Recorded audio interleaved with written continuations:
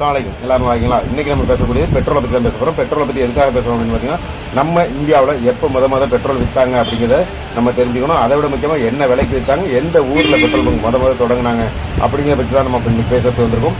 பெட்ரோலுடைய விலை சொல்கிறது முன்னாடி எந்த வருஷத்தில் பெட்ரோல் வந்துச்சு அப்படிங்கிறத சொல்லி ஆகணும்ல. 1928 வருஷம் 1928 பெட்ரோல் முத நம்ம நாட்டுக்கு முதல் முறையாக வந்துச்சு. அப்போதைக்கு எல்லா பெட்ரோல் பங்க் இல்லை, எல்லாம் இல்லை, ஒரே ஒரு பெட்ரோல் பங்க் தான் இருந்துச்சு. அது மும்பையில் இருக்கக்கூடிய ஒரு பெட்ரோல் பங்க் தான் முதல் முறையாக பெட்ரோல் கொண்டு வந்தாங்க. அப்போதைக்கு அந்த பெட்ரோல் பங்கினுடைய அதிகபட்சமான கொள்ளளவு பார்த்தீங்கன்னா வெறும் 1200 லிட்டர் தான் அந்த பெட்ரோல் பங்கில் சேவ் பண்ணிக்கலாம். அப்போ அதிகமான வாகனங்கள் கிடையாது. அதனால் பெரும் பணக்காரர்கள் மட்டுமே வச்சுருக்கக்கூடிய வாகனங்கள் இருந்துச்சு. அதுக்காக மட்டுமே என்ன பண்ணாங்க, பெட்ரோலை அவங்க சேவ் பண்ணாங்க. அப்படியாப்பட்ட பெட்ரோல் விற்ற விலை என்னென்னு தெரியுமா? இன்றைக்கெல்லாம் அணா கணக்கு அப்படின்னு சொன்னால் யாருக்குமே தெரியாது. அந்த அணாவுக்கு ஒரு சூப்பராக நீங்கள் புரிஞ்சுற மாதிரி விஷயத்த சொல்லணுன்னாக்கா 8 அணா அப்படின்னா 50 பைசா அப்படின்றது ஓரளவுக்கு எல்லாருக்கும் தெரியும். 8 அணா 50 பைசா. அன்னைக்கு விற்ற பெட்ரோலினுடைய விலை பார்த்தீங்கன்னா ஒரு அணாவுக்கு தான் இருந்துச்சு. அதாவது 12 அணா இருந்தால் தான் ₹1. அன்னைக்கு விற்ற பெட்ரோலினுடைய விலை பார்த்தீங்கன்னாக்கா ஒரு அணாவுக்கு தான் விற்றுச்சு. ஒரு அணாங்கிறது எவ்வளோ ஒரு கம்மியான விலை அப்படிங்கிறது எல்லாருக்குமே தெரியும். அது மும்பையில் தான் முத அந்த பெட்ரோல் பங்க் தொடங்கப்பட்டது. இன்றைக்கி அந்த பெட்ரோலுடைய விலை என்ன அப்படிங்கிறது எல்லாருக்குமே தெரியும். அந்த பெட்ரோலுடைய விலை இவ்வளோ ஏறுறதுக்கு என்ன காரணமாக இருக்குது அப்படின்னு பார்த்தீங்கன்னா, நம்மளோட வாகனங்கள் எல்லாருமே அதிகமாக யூஸ் பண்ண ஆரம்பிச்சிடும். எல்லாருமே வாகனத்தை, அதாவது சைக்கிள் நடை அப்படிங்கிற 2 விஷயத்தையும் மறந்து இப்போ எல்லாருமே நான் வரைக்கும் எல்லாருமே என்ன பண்ணுறோம், வாகனங்கள் அதிகமாக யூஸ் பண்ணுறதுனாலேயே இன்றைக்கி பார்த்தீங்கன்னா இந்த பெட்ரோலின் விலை இவ்வளோ கணிசமாக உயர்ந்திருக்கு. அதை விட முக்கியமாக அன்னைக்கு சுத்திகரிப்பு ஆலையெல்லாம் நம்ம நாட்டில் கிடையாது. அதனால் நம்ம என்ன பெட்ரோலாகவே அங்கேருந்து சுத்திகரித்த பெட்ரோலை தான் கொண்டு வராங்க. பீப்பா அடைச்சி கொண்டு வருவாங்க. அப்படி கொண்டு வந்து அதை என்ன பண்ணாங்க, மேனுவலாக தான், அதாவது மனிதர்கள் தான் என்ன பண்ணாங்க, அதை ஏற்றுமதி இறக்குமதி பண்ணுவாங்க. இப்போ எல்லாம் மிஷின் சுவிட்சை போட்டுவிட்டோன்னே என்ன பண்ணுது, தள்ளி விட்டுருது எல்லா பெட்ரோலையும் டேங்கர்லேருந்து கீழே இருக்கக்கூடிய மண்ணில் பறிச்சு வச்சுருக்கக்கூடிய அந்த டேங்கு தள்ளிடுது. அதை போல் இங்கேருந்து என்ன பண்ணுறாங்க, கன் வச்சு அடிச்சிடறாங்க. அப்போலாம் எல்லாமே லிட்டர் கோலையில் அளந்து ஊற்றுவாங்க. அதை மாதிரியான காலகட்டத்திலேருந்து தான் இன்றைக்கி பெட்ரோல் இவ்வளோ நவீனமயமாக மாறி இருக்கு. அன்னைக்கு ஒரு அணாவுக்கு பெட்ரோல் கிடைச்சதுங்கிறது நம்ம பெருமையாக சொல்கிறோம்ல. ஆனால் அந்த ஒரு அணா அப்படிங்கிறது பார்த்தீங்கன்னாக்கா ரொம்ப அது ஏழை எளிய மக்களுக்கு ரொம்ப ஒரு பெரிய தொகையான ஒரு ரூபா தான் அது ஒரு அணா அப்படிங்கிறது. ஏன்னு கேட்டால் அவங்க அன்னைக்கு காலகட்டத்தில் பார்த்தீங்கன்னா ₹1 மாத வருமானமாக உள்ளவங்களாம் இருந்தாங்க. அது ஒரு குறிப்பிட்ட காலத்துக்கு முன்னாடி உள்ளவங்களோட என்ன சொல்லுவாங்கன்னாக்கா, ஒரு 70-75 உள்ளவங்களாம் என்ன சொல்லுவாங்கன்னாக்கா, எனக்கு மாத சம்பளம் ₹8 ₹9 அந்த ரேஞ்சில் இருந்து, அதாவது அரசு வருமானமே அப்படி தான் இருந்திருக்கு.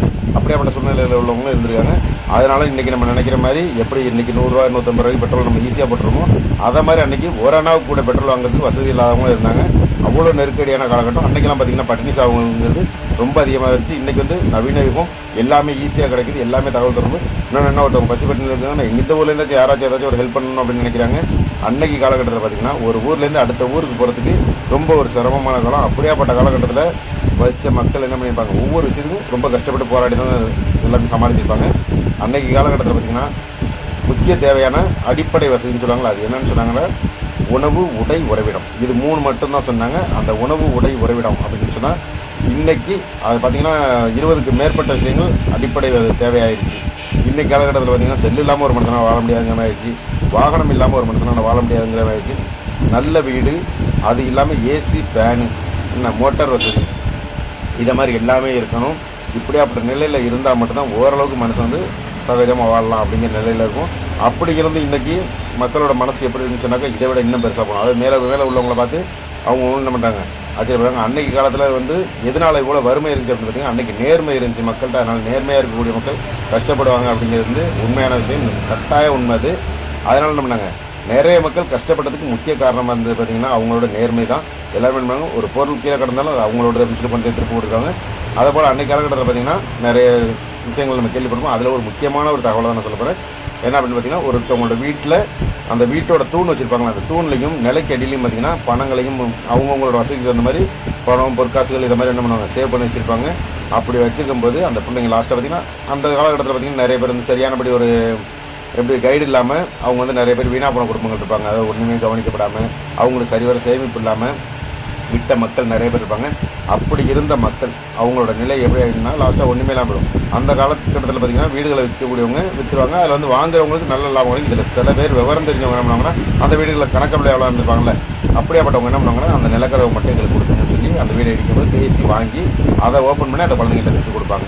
இதை மாதிரியான விஷயங்கள்லாம் நடந்திருக்கு. ஏன்னு கேட்டால் அவங்களுக்கு எவ்வளோ வச்சுருக்காங்கன்னு தெரியல.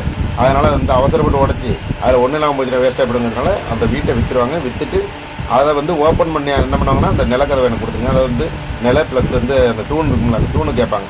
அந்த தூண்களை வாங்கிடணும்னாங்க. அதை ஓப்பன் பண்ணி அதில் இருக்கிற என்ன பொருள் இருக்கோ அதை அந்த வீட்டினுடைய வாரிசுகளுக்கு கொடுத்து அதை செட்டில்மெண்ட் முடிச்சு விடுவாங்க.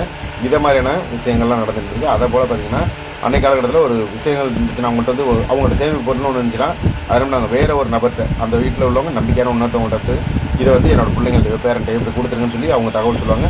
அப்படி சேமித்து வச்சலாம் நிறைய மக்களுக்கு நிறைய பேர் ஹெல்ப் பண்ணியிருக்காங்க. ஆனால் இன்றைக்கி காலகட்டத்தில் பார்த்திங்கன்னா நம்ம நம்பிக்கையை நேரடியாகவே கொடுக்குற பொருளையே அடுத்த நாள் போய் கேட்டால் இல்லை எப்போ கொடுத்த அப்படின்னு கேட்கக்கூடிய காலத்துக்கு மாறிட்டோம். நம்ம ஏன்னு கேட்டால் எல்லார் மனசுலையும் ஆசை அதிகமாகிடுச்சு.